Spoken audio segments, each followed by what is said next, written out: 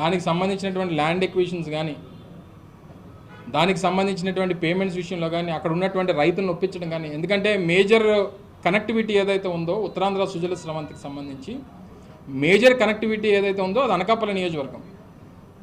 ఉత్తరాంధ్ర సుజల స్రవంతి మొదటి phase project కూడా major part Anakapalli నియోజకవర్గం.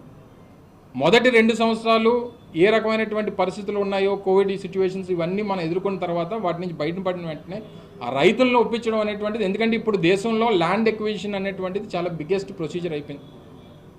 ప్రతి దానికి ఆటంకాలు, ప్రతి దానికి వ్యవస్థల ద్వారా ఇబ్బందులు పెట్టేటువంటి కార్యక్రమాలు. ఇందాక మీకు చెప్పినట్టు భోగాపురం ఎయిర్పోర్ట్కి కూడా అనేక రకాలుగా కోట్ల అడ్డంకులు సృష్టించేటువంటి కార్యక్రమం.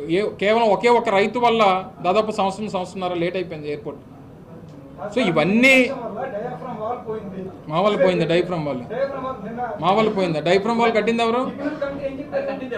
ఎవరు కట్టింది చెప్తున్నారు. అదే చెప్పాం కదా మేము. డైఫ్రమ్ వాల్ అనేటువంటిది ఇంజనీరింగ్కి, ఎందుకంటే చంద్రబాబు నాయుడు గారు కూడా అదే చెప్పారు. దీని గురించి మేము చాలా ఇచ్చేసాం, చాలా ఆలోచన చేసాం. అది డైఫ్రమ్ వాల్ అనేటువంటిది ఉన్నటువంటి ఇంజనీరింగ్కి విరుద్ధంగా నిర్మాణం చేపట్టారనేటువంటిది నిపుణులు చెప్పినటువంటి మాట.